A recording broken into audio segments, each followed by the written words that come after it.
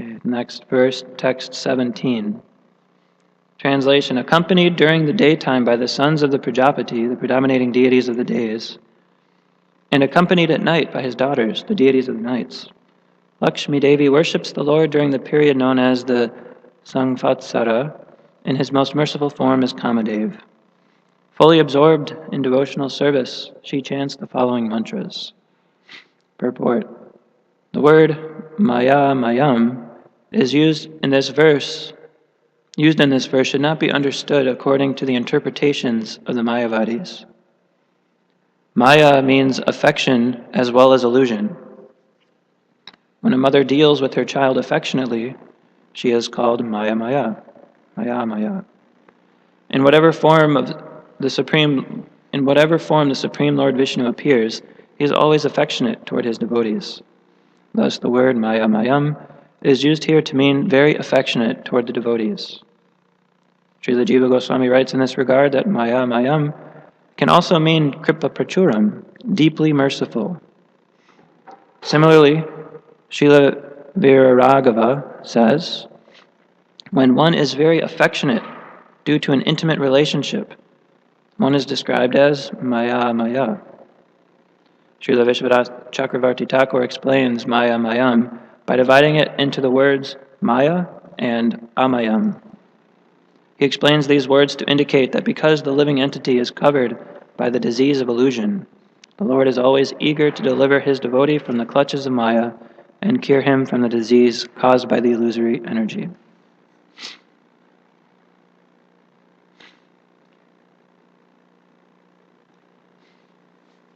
So, any form of the Lord, here the word is described in this verse as Maya Mayam, meaning one who is very affectionate toward his devotees.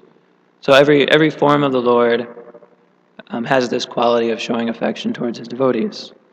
So the form of the Lord that we're reading about here is Lord Kamadev, also sometimes known as the Lord of Lust, or Cupid.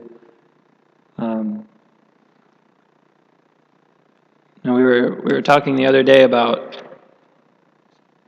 Jai Jagannath was describing how this Kamadev, although he has a material body, he's considered to be in the category of Vishnu Tattva. And that seemed very hard to understand because we hear that, Vishnu's God and completely spiritual. But yet he has a material body, so it's very difficult to understand. In fact, understanding who Lord Kamadev is in general is very difficult. It's not such an easy form of the Lord to understand. So in order to highlight this, there's a chapter in the Krishna book titled The Birth, or I don't remember what the title is, but it's called Pradyumna Born to Krishna and Rukmini. So Pradyumna is Cupid or Kamadev, and he appears as the son of Krishna in Rukmini.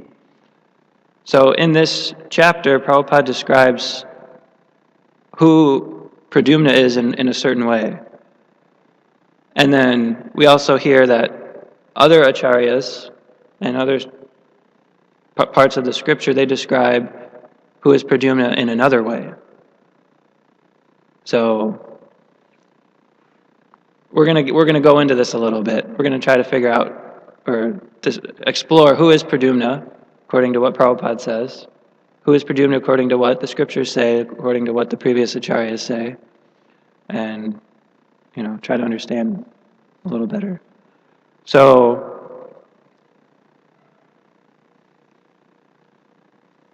I'm going to read here a little section in the Krishna book where Prabhupada describes who is Lord Kamadev. It is said that Cupid, who is directly part and parcel of Lord Vasudev, and who was formerly burned to ashes by the anger of Lord Shiva, took birth from the womb of Rukmini, begotten by Krishna. This is Kamadev, a demigod of the heavenly planets, especially capable of inducing lusty desires. The Supreme Personality of Godhead, Krishna, has many grades of parts and parcels, but the quadruple expansions of Krishna, Vasudev, Sankarshan, Pradyumna, and Aniruddha, are directly in the Vishnu category. Kama, or the Cupid demigod, who later took his birth from the womb of Rukmini, was also named Pradyumna, but he cannot be the Pradyumna of the Vishnu category.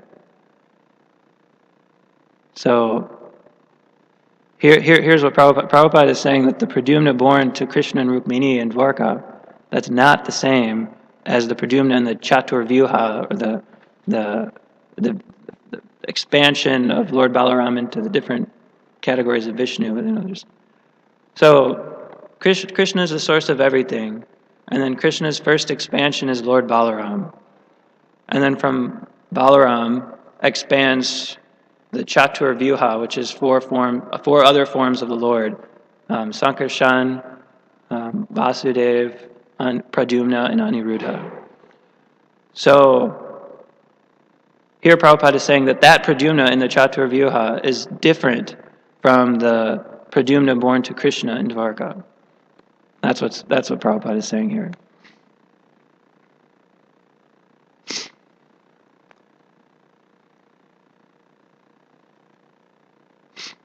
He belongs to the category of Jiva Tattva. So here Prabhupada is saying that this Pradyumna belongs to the category of Jiva Tattva. He's like a Jiva, like one of us. But for exhibiting special power in the category of demigods, he was a part and parcel of the super prowess of Pradyumna.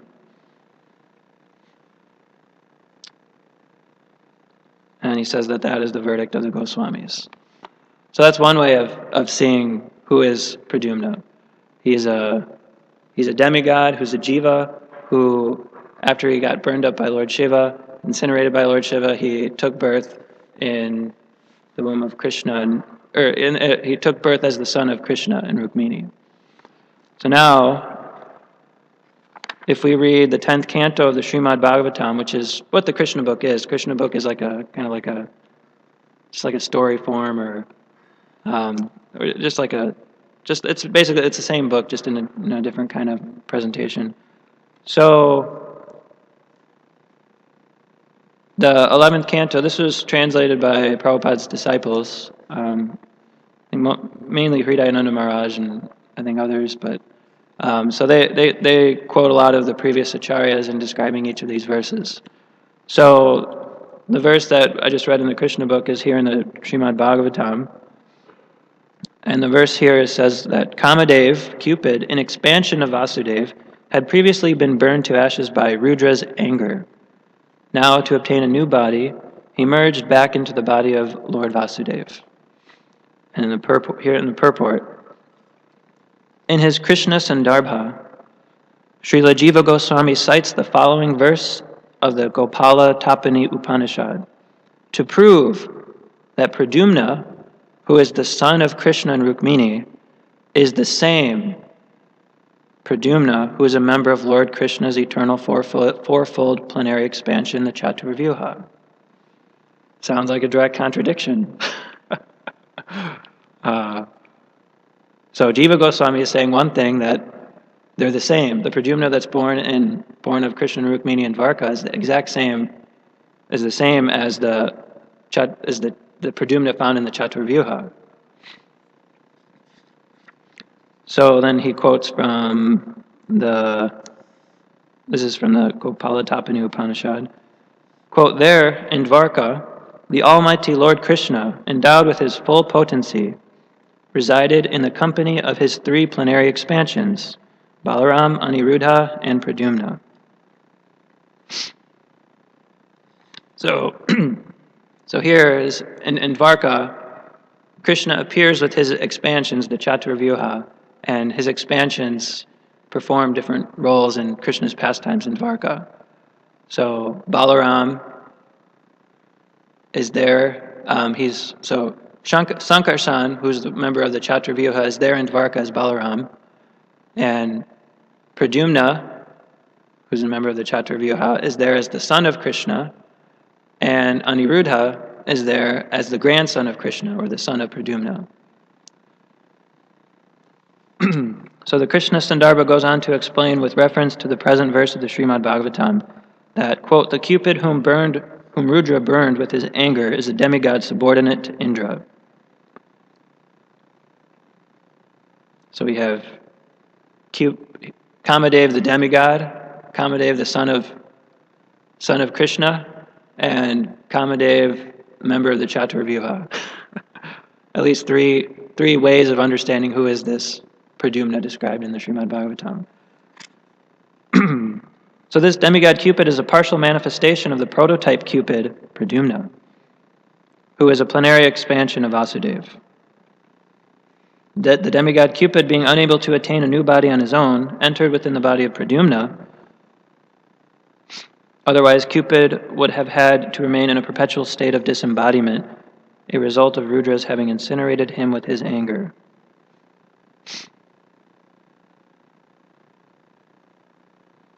Anyway, here's another seeming contradiction.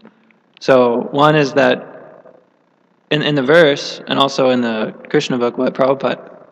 Yeah, right. What one... Prabhupada is... And in the verse, it says that after Kamadev got incinerated by Lord Shiva, he merged into the body of Vasudeva. And in the quote from the Krishna Sandarbha, written by Jiva Goswami, he says that Lord Kamadev merged into the body of Pradyumna.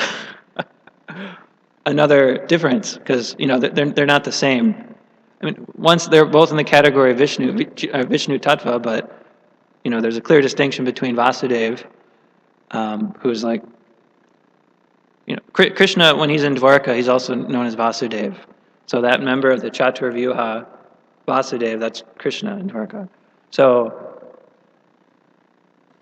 Jiva Goswami is saying that Pradyumna, when he got incinerated by Lord Shiva, he entered the body of Pradyumna, and then the Srimad Bhagavatam and Prabhupada, they say that he entered into the body of Vasudeva.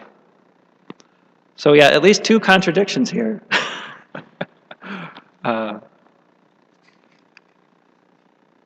Okay, so then according to Srila Sridhar Swami, Pradyumna took birth from the womb of Rukmini before Sri Krishna... Oh, sorry.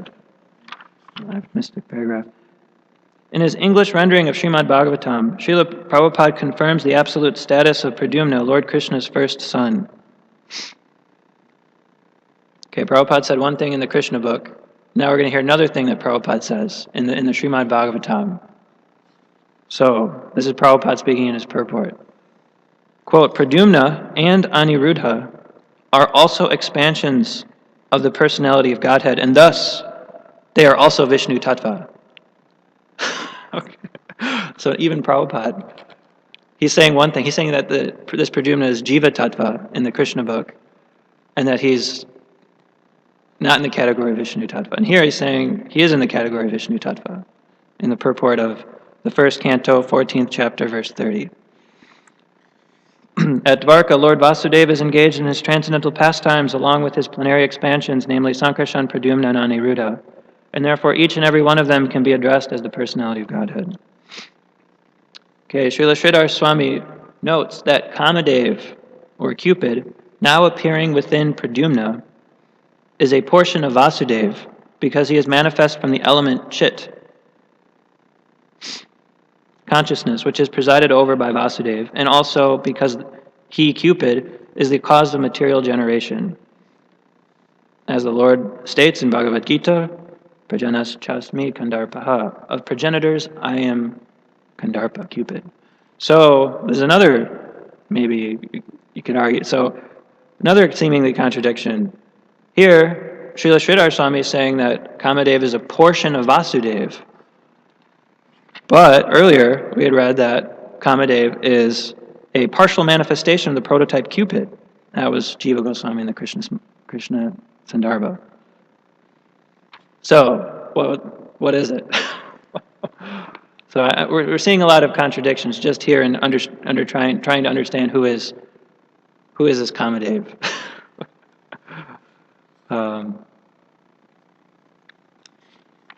So one way, Jai Jagannath and I were talking the other day. One way, devotees, they hear these things and they say, okay, and they move on. It's not such a big deal for devotees. A lot of times that with these contradictions, they just say, oh, okay, well, we're talking about spiritual subject matter here, and a lot of it's inconceivable. So, all right, whatever. It's not. Let's just move on.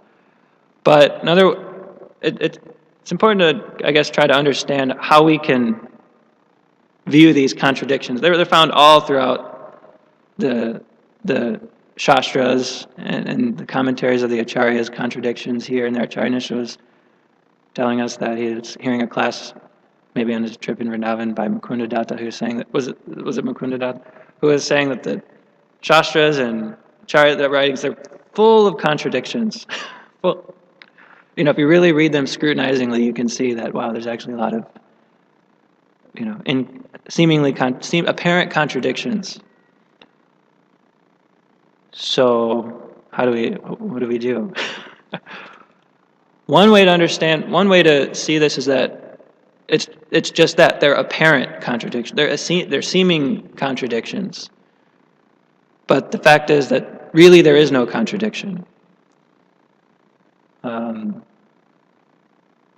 It's like when we're trying to use, like a lot of us, we grew up with in the modern education system, and we learned the tools of rationality and analysis and reason and reductionism and all these tools that we use in modern education. We're trying to use these tools to try to understand spirit, the spiritual subject matter. Who is God? Who are His expansions? These kind of things. And when we try to use these tools to try to understand the subject matter, it's going to fail. We're not going to understand. There's going to be contradictions if we're using those tools. There's also the example of like the famous example of the five blind men trying to understand what is an elephant like. So one blind man feels the tail of the elephant, and he thinks, oh wow, the elephant's like a rope.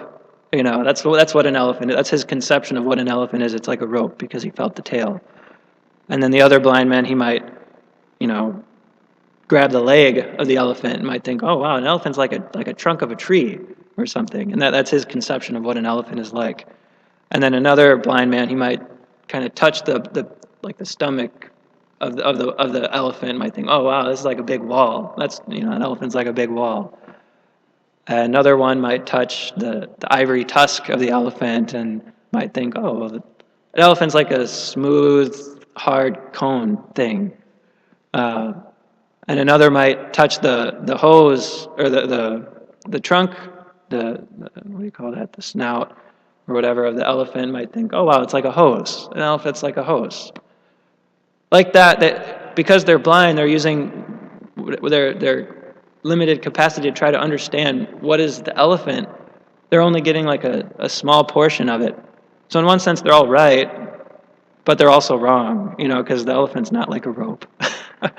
But it is. So we're kind of like that when we're trying to understand topics of the absolute truth, using our limited capacities of language and vocabulary and reason and rationality. We can really only get certain aspects of it. And when we try to compare it with other explanations and things, it might seem contradictory. So that's one way we can understand these contradictions that we find in the Shastras. Another point that could be said is sometimes there's double talk in the scriptures on purpose. For example, I know a lot of devotees. Sometimes devotees they like to think that there's all these contradictions in the scriptures, just so that they'll keep us attentive and focused, and keep us on our toes. Whether that's the case or not, I don't know. But there are certainly examples of the scriptures where there is straight up double talk, like in the Ishopanishad, the 5th verse. They say that the Supreme Lord walks and He does not walk, and He's very near, but yet He's very far. He's situated in one place, yet He's everywhere, and like this, there's just straight up blatant contradictions. And the purpose of these contradictions is it's to make us reconsider and reform our very deep-rooted material conceptions in our mind about the absolute truth, and trying to understand what is the supreme absolute truth. So that's one way. It's because it like challenges our conceptions. Because when we hear that the Lord walks or something, we might have a material conception of what that means. Okay, we know what walking is like, so we think that the Lord walks like us. But the Ishopanishad says the Lord walks and he does not walk. Our material conception is now out the window. How can we understand that? So he also does not walk, which means that he doesn't walk. He doesn't have a walk like ours, like a material walk kind of thing. So it's just to make us challenge our material conceptions about the absolute truth. That's another way of trying to understand what contradictions are when we read all these contradictions. Another way of looking at contradictions is that another fundamental reason is that is Krishna's very personal and compassionate and loving nature. He reciprocates with his devotees in an individualized way. We can't always understand why Krishna is doing what he's doing and how he's interacting with different devotees. It's described that his will is inscrutable. So he might act one way towards one devotee and a completely contradictory way towards another devotee, and sometimes it's very difficult to understand how Krishna is dealing with all the living entities. And there might be seemingly contradictions in Krishna's personality and whatever, but that's just Krishna's will, and that's his loving nature towards individual devotees. So that's another way that we can understand certain contradictions. So how can we understand these contradictions? So one way is to just broaden our understanding of the philosophy of Krishna consciousness. If we just try to become more edified in the philosophy, then we can actually understand that some of these contradictions can be very easily understood just by knowing more. For example, in mathematics, there's higher mathematics and lower mathematics. So when we were in grade school, we learned that you cannot subtract a larger number from a smaller number. That's against the rules. You can't do that. And we were taught that way because in order for us to learn math, subtraction, we have to, in our mind, we have to have a conception, okay, you take a smaller number away from a bigger number, and then that bigger number becomes smaller. So, and then that's it. We stop there. So when we hear that you can subtract, later on we hear that you can subtract a large number from a small number, we think, oh, I can't do that, that's a contradiction. But later, as we kind of learn more, we become more edified in the field of mathematics. We learn about negative numbers. And we're like, wow, negative numbers exist, and you can do that. We learn about imaginary numbers, rational numbers, irrational numbers. And, we learn more, and then we can accommodate that in our worldview. So instead of seeing that as a contradiction, we see that as, we just widen and deepen our understanding. And that's another way that we can kind of view these contradictions. Another way that we can understand contradictions is really the way is by patient and oral reception from a self-realized soul. So we just keep hearing over and over again from a self-realized soul, and then gradually all the contradictions that are in our mind will become resolved. And as part of that, too, is receiving clarification on seeming contradictions. So we see a contradiction in the scripture, and we go to a self-realized soul and say, okay, how can we understand this? And we receive clarification like that. So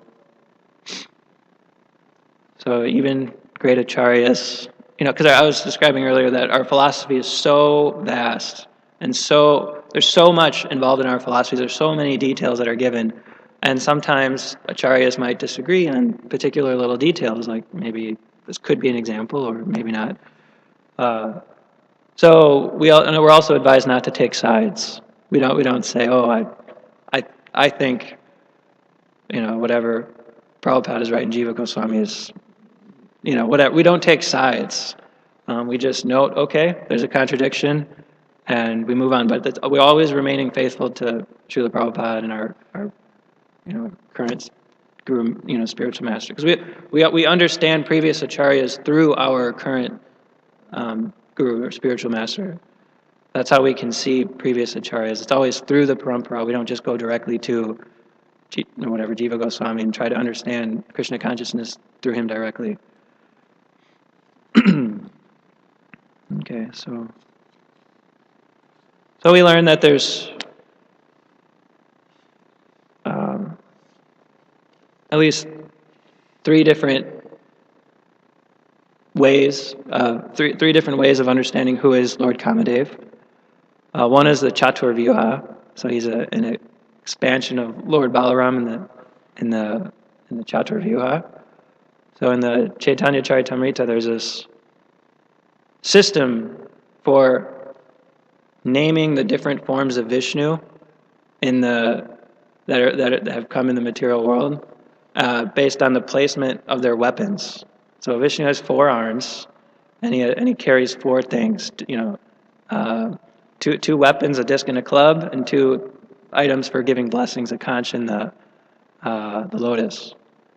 So depending on what hand they're in, the Vishnu is named differently. There's different names and there's only so many permutations of these 4 items in the 4 hands. That 4 factorial, that's right. So 4 times 3 times 2 times 1. That's how you decide how many combinations there are. So there's 24 forms of Vishnu.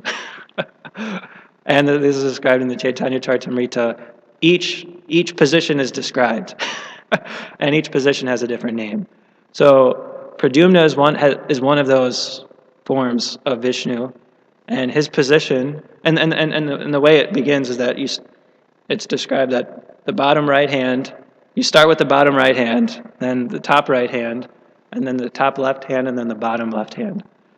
So Pradyumna is the disc, the conch, the club, and the lotus.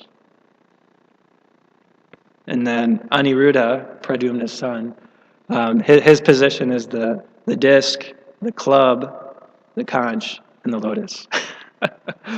So, anyways, so that's how we can understand Pradyumna in the category of the Chatur Vyuha. He's also a demigod. Here we learn that Lord Kamadev was incinerated by Lord Shiva. So the story goes. Apparently, this is found in the Matsya Purana, but I don't know if we have a translation of that. I found a scholarly version of the Matsya Purana online, which I was reading to try to get more details on this pastime of how Lord Kamadev was incinerated by Lord Shiva, because that's not really in the Krishna book or the Bhagavatam so much. Apparently it's in the Matsya Purana, but so what I'm about to say, take it with a grain of salt. It's not, I don't know, our acharyas, I don't know if they've commented on it, but some scholar apparently translated the Matsya Purana, and the story goes like this. That there's this one demon, his name is Tarakasura, and he was harassing the demigods quite a lot. Apparently he got some benediction that he couldn't be killed except by the son of Lord Shiva. Only the son of Lord Shiva could kill him. So this demon was terrorizing the demigods, and Lord Brahma and Indra was wondering what to do because he's the king of the demigods. So Lord Brahma advised Indra that if you try to have Parvati, the wife of Shiva, woo Lord Shiva, and so that they can copulate and have a son, then that son can kill Tarakasura and your problem will be solved. So Indra, he employed the demigod Cupid, Kamadev, to help him out, to try to woo Parvati to have a son with Lord Shiva. But the problem was that Lord Shiva was in deep meditation, and it wasn't the right time. It wasn't the proper season or time for engaging in having kids or something. So Lord Kamadev decided, okay, he went to go go to where Lord Shiva was meditating, and in order to, he has this guard Nandi, his bull, I guess. He stands guard to prevent people from breaking Lord Shiva's meditation. And so Lord Kamadev took the form of a fragrant breeze, and he got past his guard Nandi, and then he created an untimely spring in the area where Lord Shiva was meditating, very conducive for wooing. Then he shot his flower arrow. Apparently that's what Cupid does. He shoots arrows at people and induces lusty desires in them. So he shot his flower arrow right at Shiva, and this broke his meditation. Then he got really furious. When Lord Shiva gets mad, he gets really, really mad. So then he opened his third eye right at Cupid, and it completely turned his body into ashes. Cupid, Kamadev didn't die. His body was incinerated, but he was still there in like a disembodied form. So that's kind of the background to that. But another point was that Cupid had a wife. Her name was Rati. So Rati was the wife of Cupid, and when Rati found out that Cupid his body got burned to ashes and now he's in a disembodied form, Rati was like, "Oh no, my husband!" So then she approached Lord Shiva. Lord Shiva, hey, can you do something? You just burned my husband. Now I don't have a husband in an embodied form. Can you give him a body, please? But it turns out before Rati asked Lord Shiva for this, to give her husband back a body, there was another demon, I guess you can say, who was worshiping Shiva. His name was Shambhara. So Shambhara was worshiping Lord Shiva to get, some kind of benediction or powers or something. That's what demons do, I guess. And what he wanted, so then he did some austerities and he pleased Lord Shiva. Lord Shiva said, "Okay, what do you want, Shambhara?" And then Shambhara said, "I want Rati." He wanted Cupid's wife, as a consort or whatever. And then Shiva had to agree, okay, you can have Rati. But then Rati came to Shiva and said, "Hey, can I have my husband back?" And then Lord Shiva said, "Oh, sorry, I already gave you away to Shambhara." And then so Rati was like, she was like really distraught by this. She wasn't expecting that.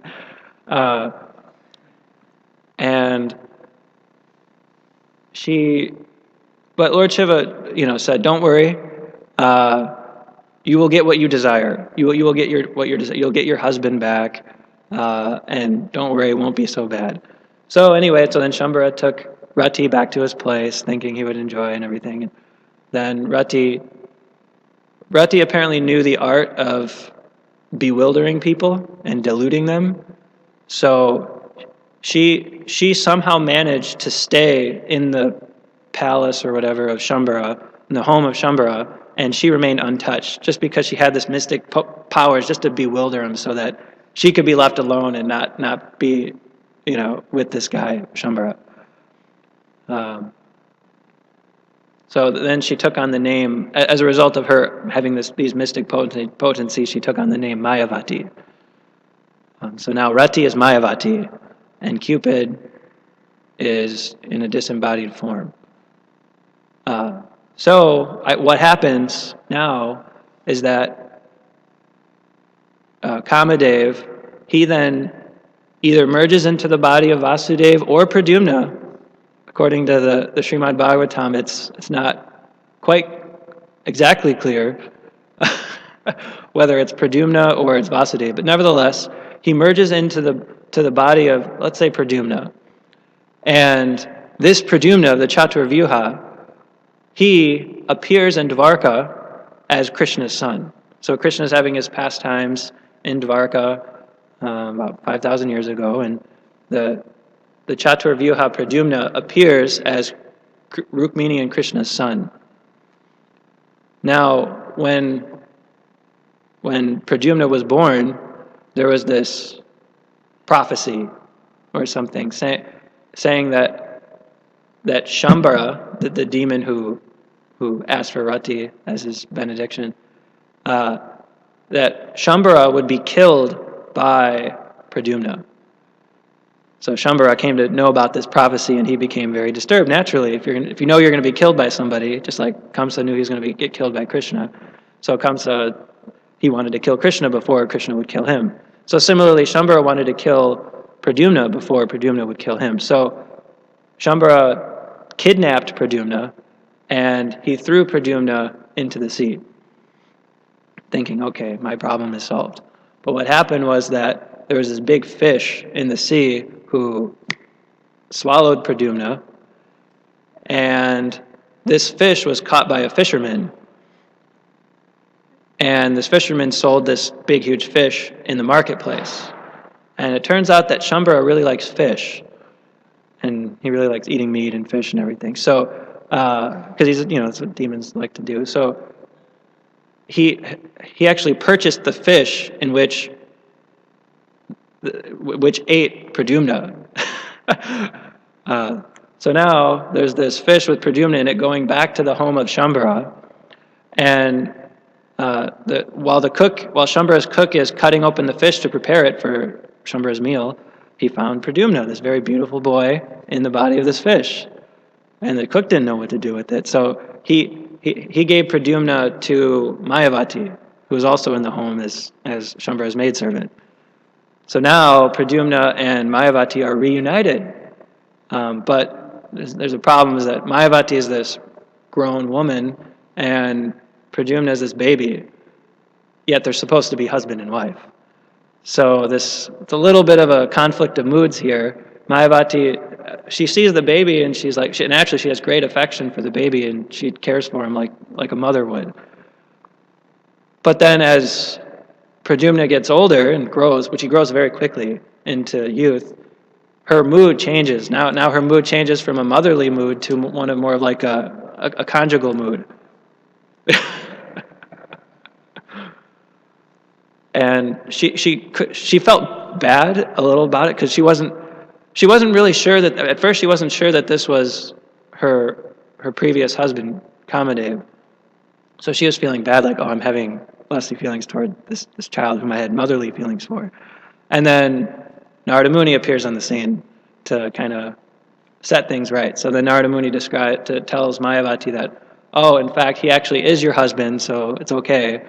And he told the whole story. So then Mayavati knew what was happening. And Pradyumna was also wondering too, why is Mayavati, who's like my mother, having these conjugal feelings towards me? It kind of doesn't seem right. But then Mayavati told Pradyumna that actually you're my husband, and the whole story was narrated. Yeah. So then,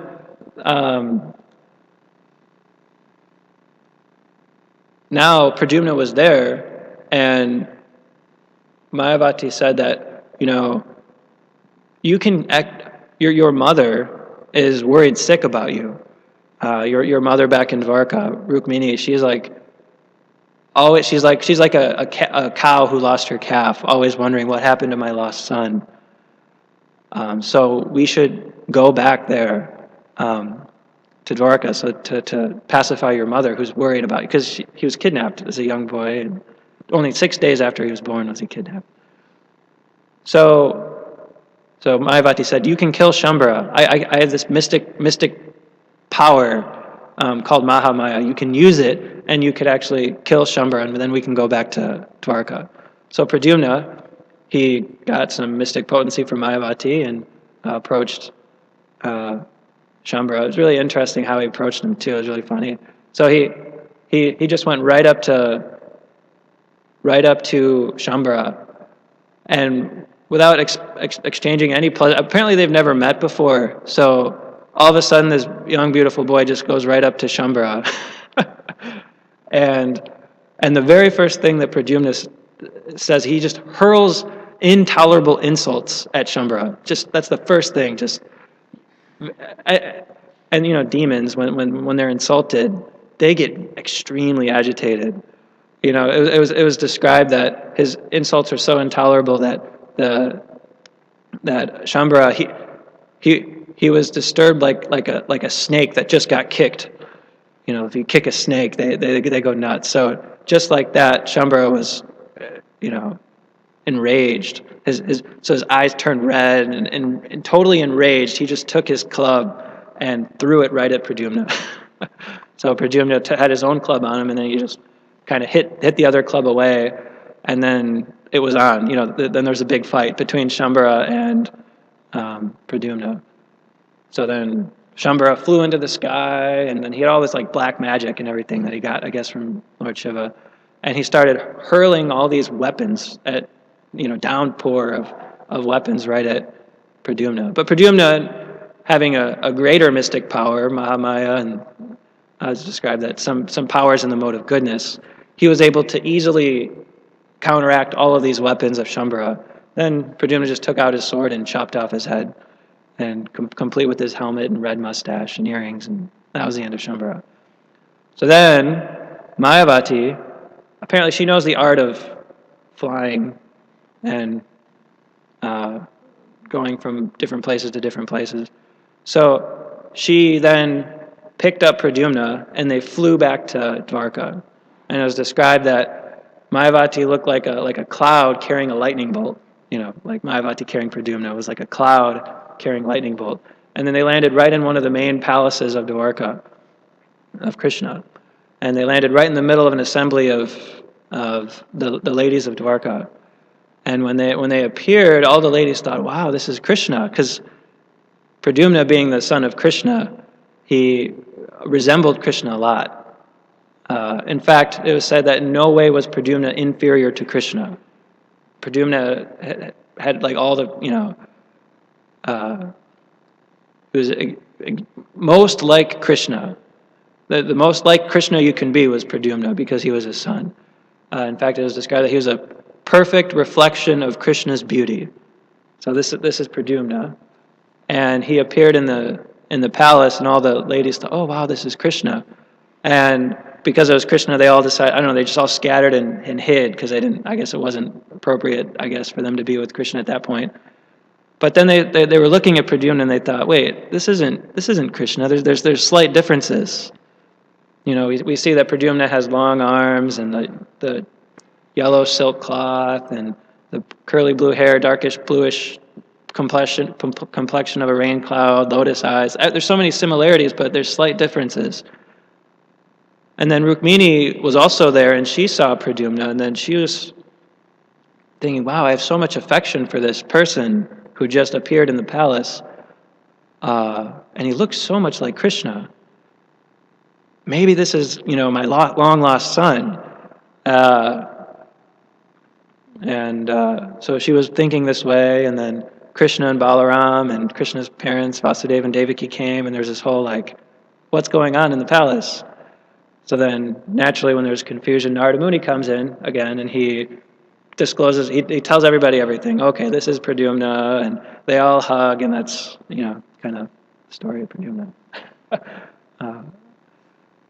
So Pradyumna is considered a son of Krishna. He was also kind of like the commander-in-chief of the army of Dwarka. So Krishna's army, we hear about how powerful it is, because it has Pradyumna as his commander-in-chief, who is very similar to Krishna.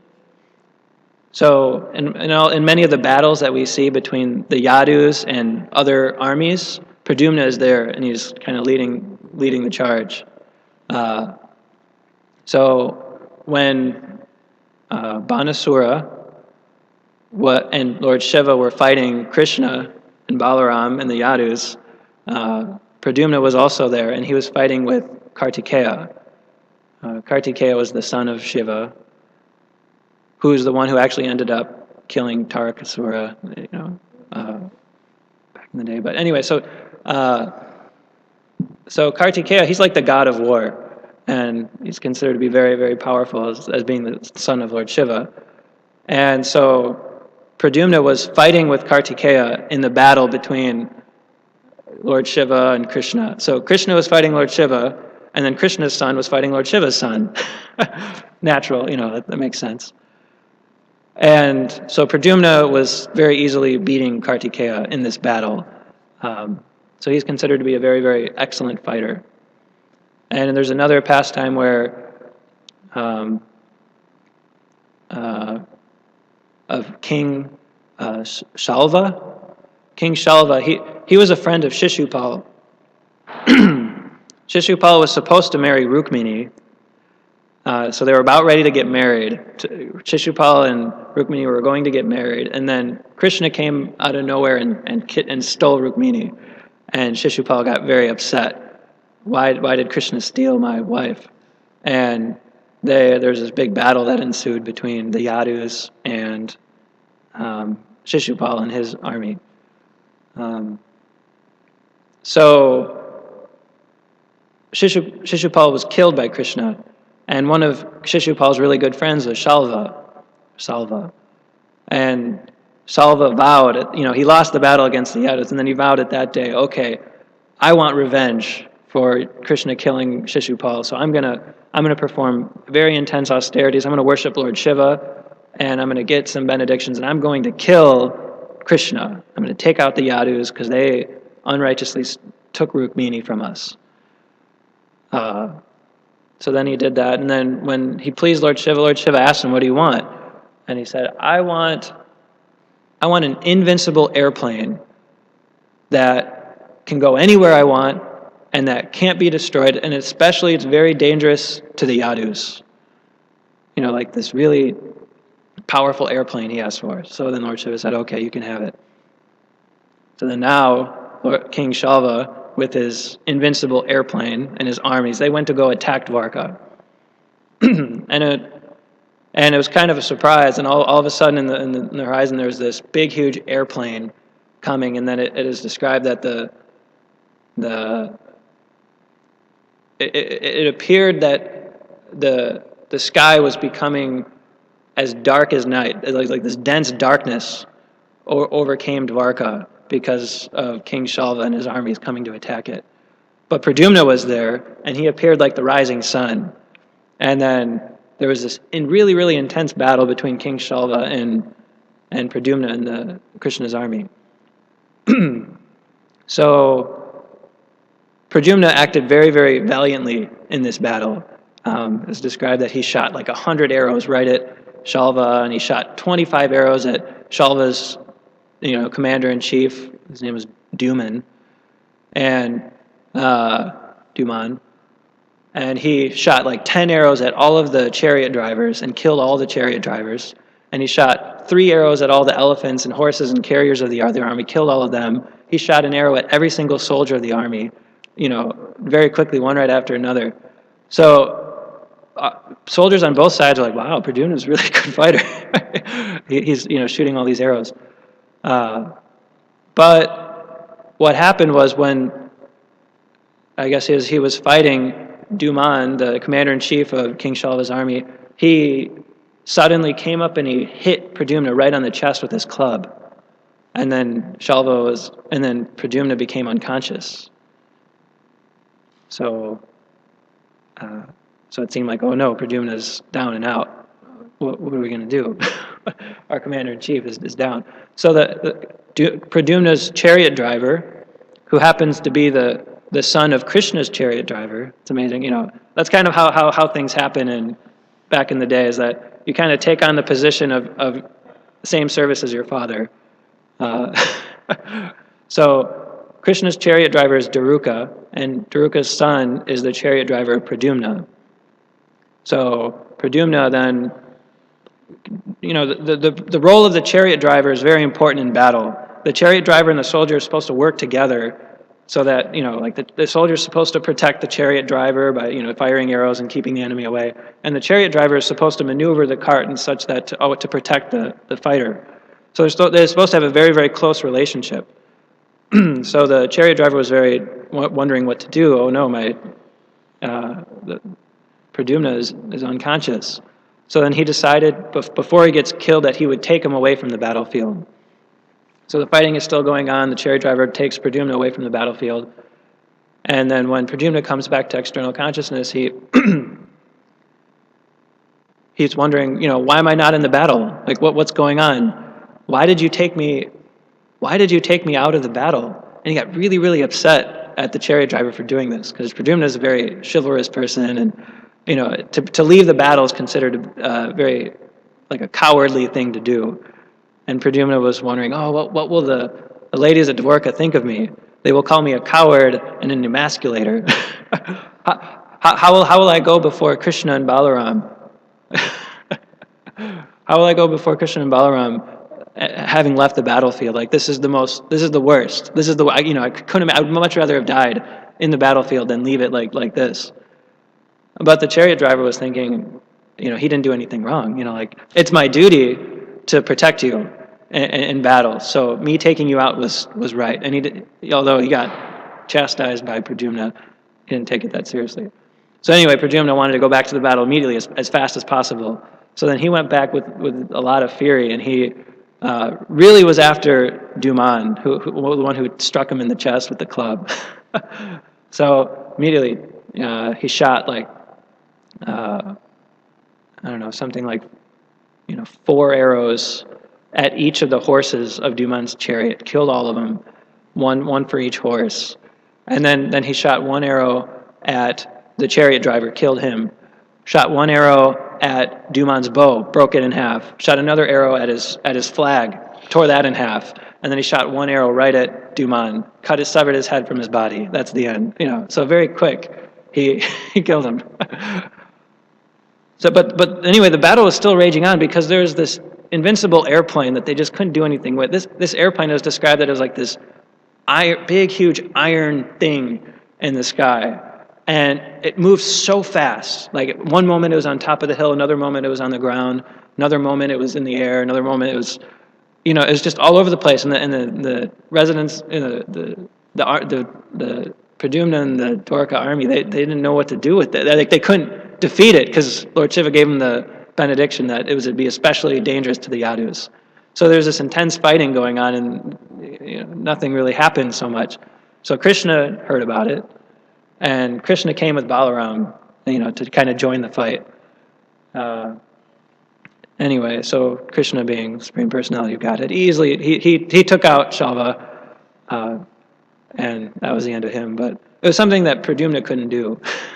But Krishna had to come and kind of protect work like that. Okay, anyway, so that's Pradyumna. I don't know, is there any questions about this?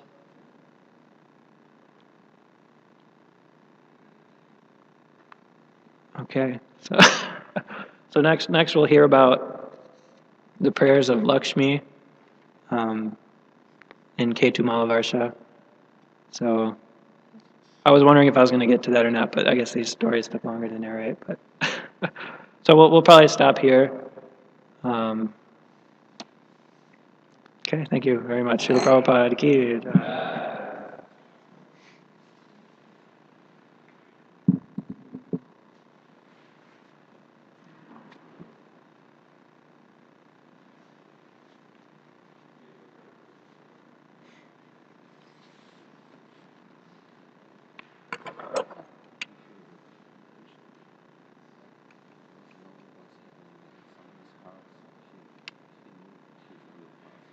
Yeah. So why did Narada Muni have to come? Yeah. That's Narada Muni's service. That's what he does. Every time there's like a situation where people are perplexed, like Krishna's devotees are perplexed.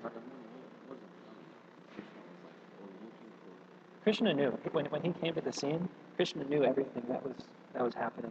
Who Pradyumna was, exactly what everybody.